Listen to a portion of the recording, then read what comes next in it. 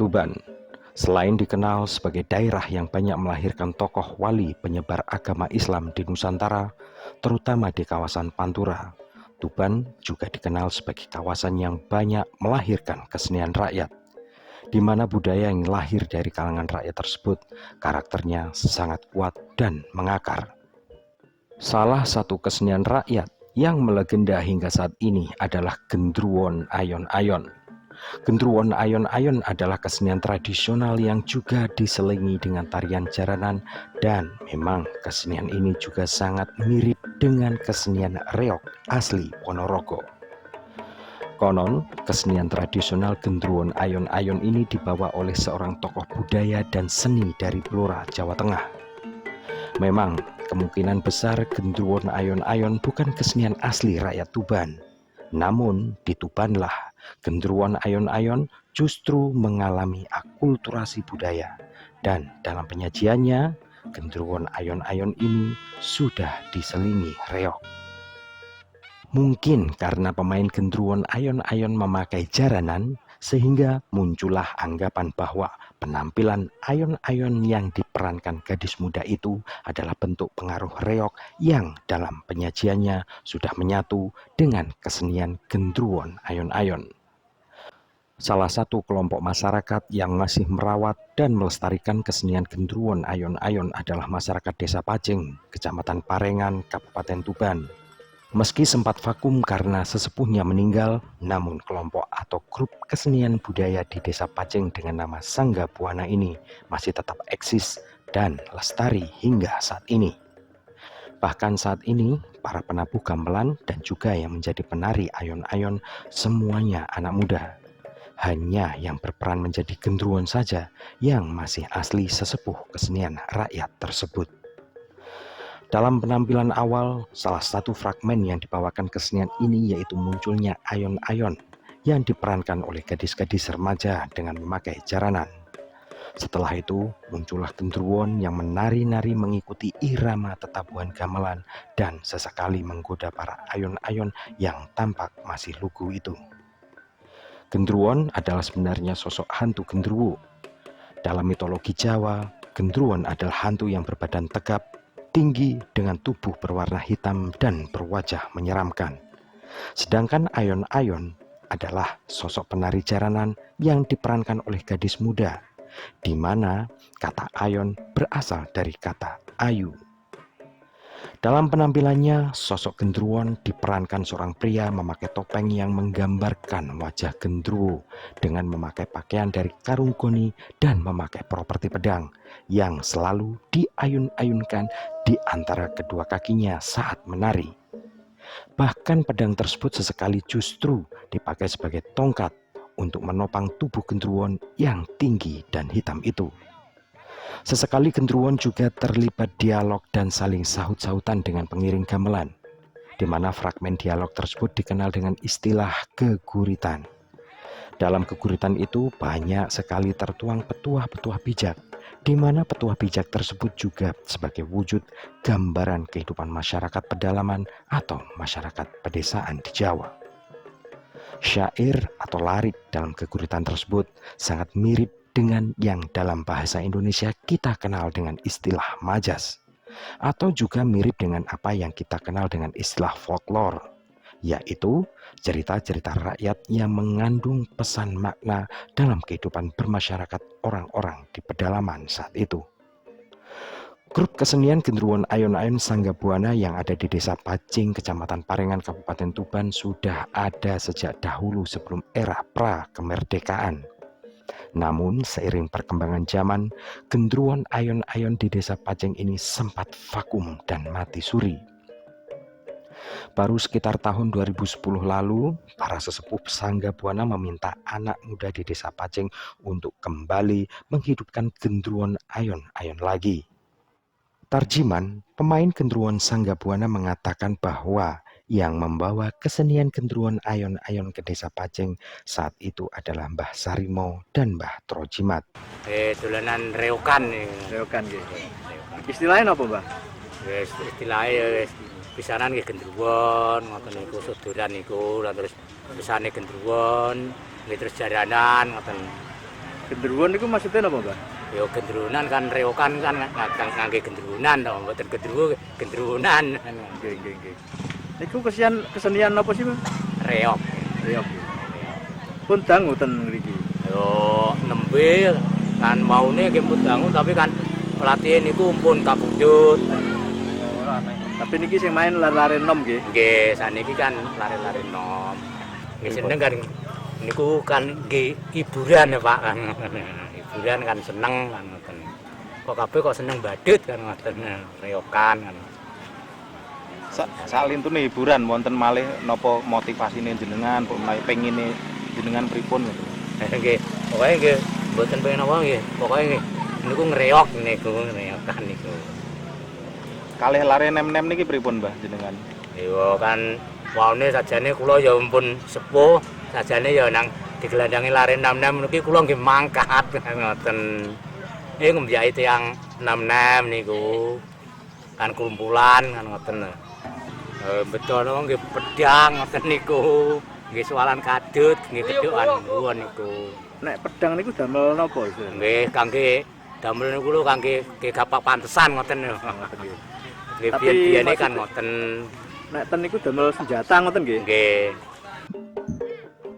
Beruntung, warga Desa Pacing masih memiliki kepedulian terhadap kesenian rakyat yang keberadaannya semakin terpinggirkan oleh kemajuan zaman, teknologi, dan serbuan budaya asing saat ini.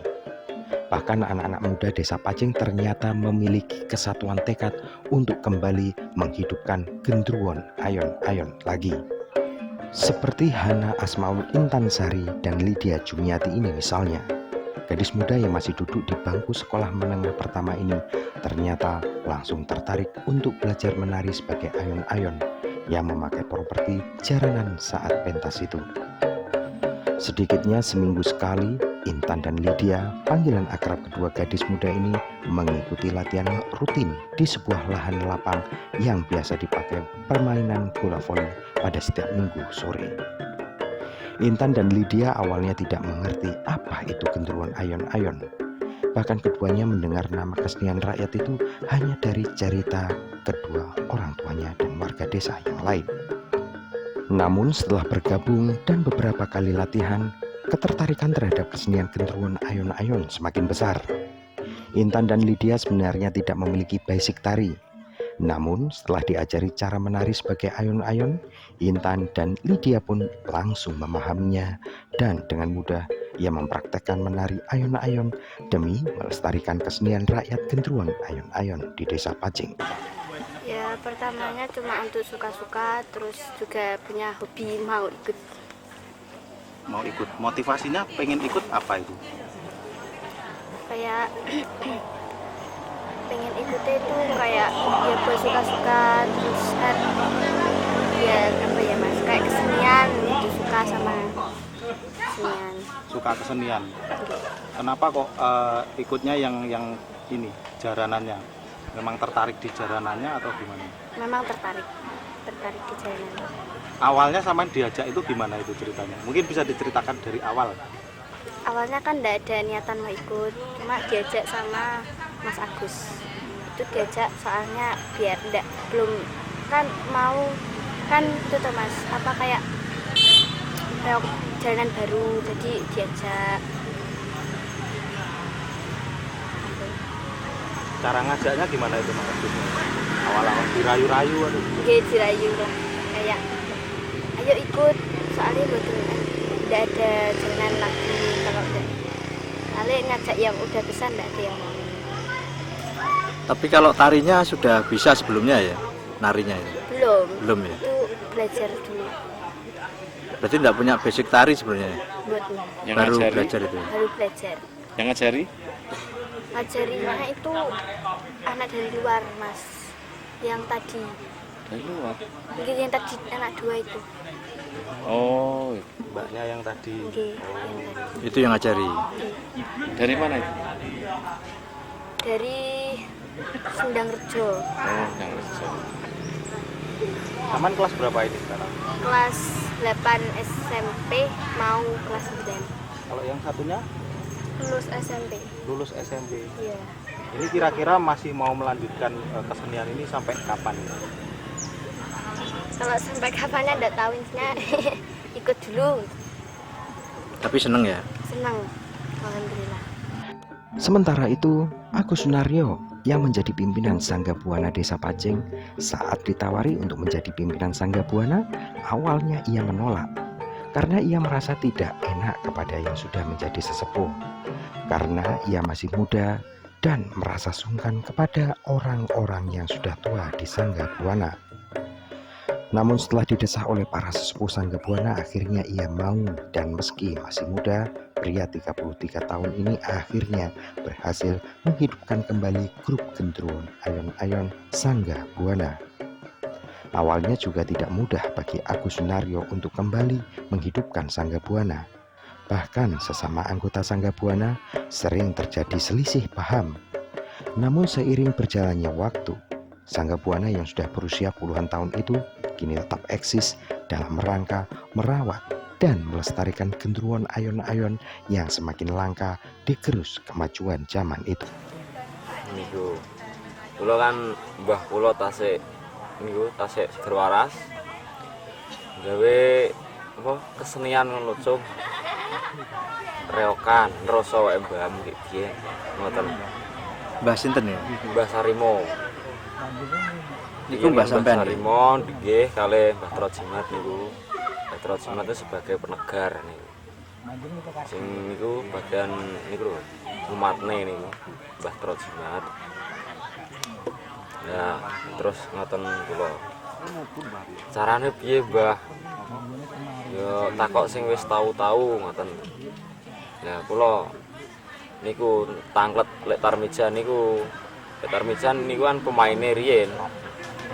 Lek tar pripun? Ngoten terus kula ajak ndamel reokan niku. Kendala apa mawon? Nggih. Rintangane ageng, Pak.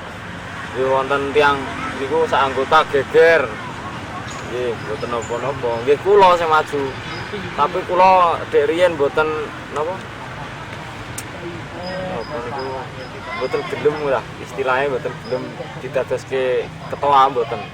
Kula tasik enem, tasik alit. Kula ketuane niku kula alihkan teng kene tiyang sepuh. Di Pak Tarmijan niku, di Parmen, gantos-gantos ngoten. Nek kula mboten saged dados ketua.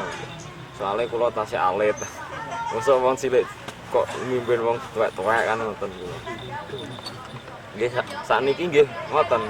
Sing niki ndamel niki Sangga Buana nggih mboten kula. Tak lemparno derek kula. Nek gegeran niku perkara apa mawon, Mas? Nggih, riyen kan niku napa? Beda pendapat niku. Beda pendapat, omong-omongan geger-geger. Tapi akhirnya barbar ngoten. Rukun malih. Pentas malih. Dari Tuban, Jawa Timur, Pito Suwarsono, iNews Tuban ID melaporkan.